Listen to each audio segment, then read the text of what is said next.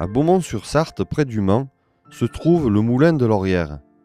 Ce moulin, un petit peu magique, est depuis une quinzaine d'années restauré et ressuscité par une équipe de bénévoles, dont beaucoup de jeunes en chantier d'été. Chacun apportera sa pierre à l'édifice. Un moulin fonctionne avec une énergie qui, ici, est l'eau. Plus de mélancoliques grandes roues ici, mais une turbine centripète fabriquée à la fin du XIXe siècle par les établissements Tessé, Rose et Brault. Cette turbine en fonte est toujours en place et complète. Un aspect majeur des nouveaux travaux a donc été la restauration de la turbine qui tournait, mais dont la commande de vitesse ne fonctionnait plus depuis des dizaines et des dizaines d'années. Cette restauration, décidée et débutée il y a 4 ans lors d'essais de production d'électricité, arrive à son terme cette année pour la partie hydromécanique.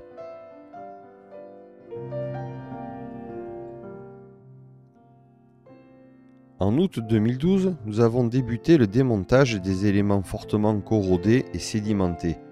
Hormis la roue, plus rien ne fonctionnait. La crémaillère de commande était cassée et la totalité des directrices complètement grippées et corrodées. Un gros travail de repérage et de mesure a d'abord été fait afin de réaliser des plans pour le remontage. Le démontage très délicat n'a pu se faire qu'en coupant la visserie et les axes complètement soudés par l'oxydation.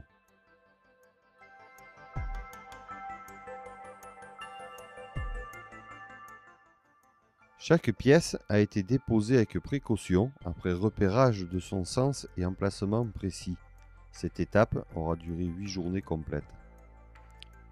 Une fois les éléments déposés, les taraudages et perçages ont été protégés à la graisse et au mastic pour passer l'hiver afin que la corrosion ne continue son travail destructeur. Après démontage, un décapage soigné a permis de prendre des cotes précises des différentes pièces.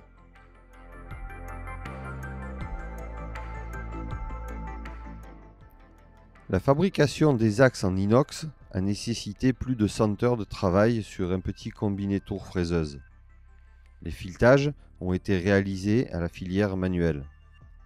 Quant aux 2 dents de crémaillère cassées, elles auront été refaites en inox et remplacées un peu à la manière d'un bridge dentaire.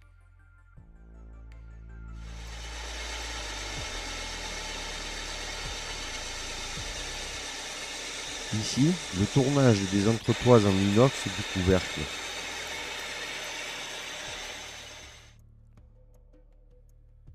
Une fois réalisées, les pièces sont contrôlées, emballées et protégées avec soin. Sur les 16 biellettes, 7 étaient cassées ou trop corrodées. Elles ont été refabriquées en acier. Les 4 parties ont été soudées et ajustées de façon très précise, puis traitées et peintes.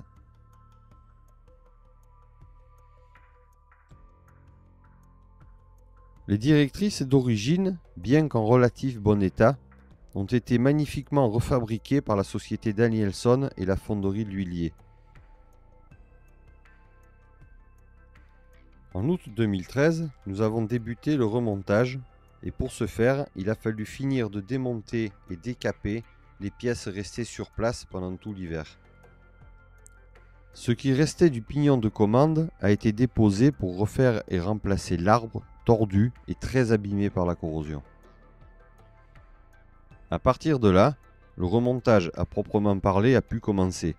Chaque pièce a été remontée et ajustée avec soin. En premier, l'ajustement du couvercle qui guide l'ensemble des pièces mobiles. Chaque entretoise a été posée, calée et ajustée avec précision. Ensuite, le couvercle reposé et sa hauteur mesurée précisément.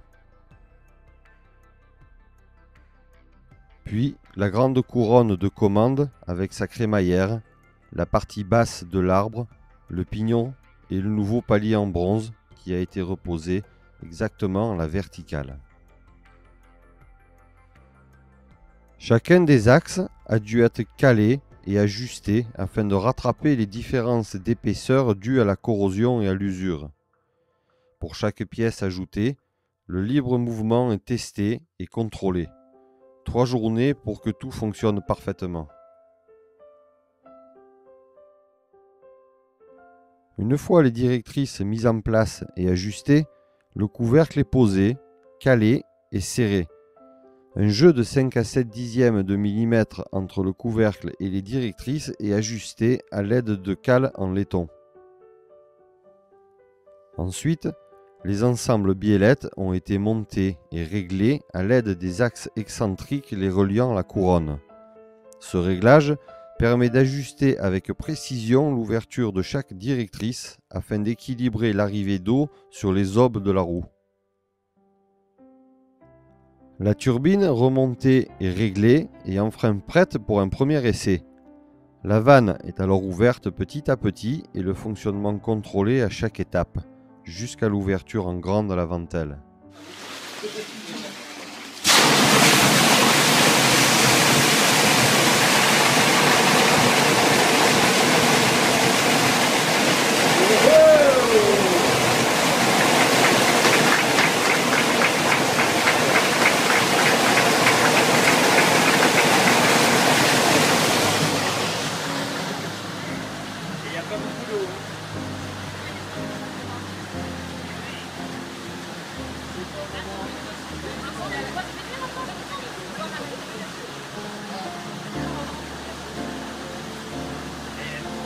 Elle a démarré en charge, hein. Elle a démarré en charge. Ouais, et elle tourne avec rien. Elle a pas d'eau. Un visiteur inattendu a durant quelques minutes rappelé que nous sommes aussi chez lui. Le fonctionnement validé, nous avons refait et remis en place un nouvel arbre de commande. Il a fallu 2 personnes pour régler la course entre la manœuvre intérieure dans le moulin et le pignon dans la chambre d'eau. Après de nombreuses années d'inactivité, la vis reprend parfaitement et sans bruit sa fonction.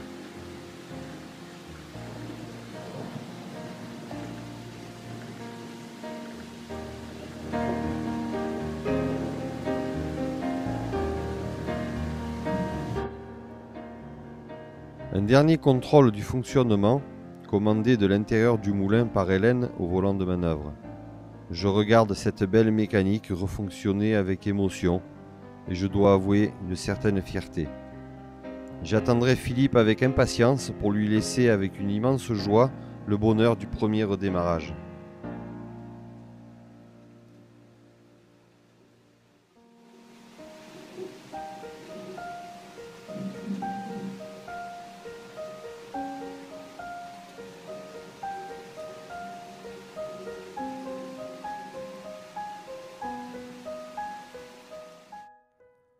Afin d'entraîner la génératrice, il nous a fallu penser et fabriquer un système d'entraînement par courroie plate. La fabrication d'un arbre en acier de diamètre 30 avec différents épaulements, puis la mise en place et l'assemblage des paliers, guides et tendeurs. Une poulie en bois a été tournée et mise en place sur l'arbre maître. L'ensemble de cet entraînement a été entièrement réalisé sur les machines du moulin, dont le tour est maintenant mu par la turbine à l'instar de la génératrice.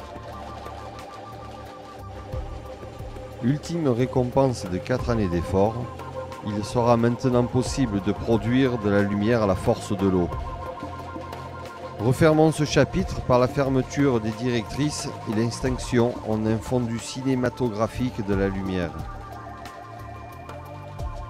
Environ 100 heures de démontage et de décapage, plus de 100 heures d'usinage, 80 heures de remontage, 60 kg de sable, 25 kg de fonte, 42 kg d'acier inox, 2 kg de peinture auront été nécessaires à la renaissance de cette turbine.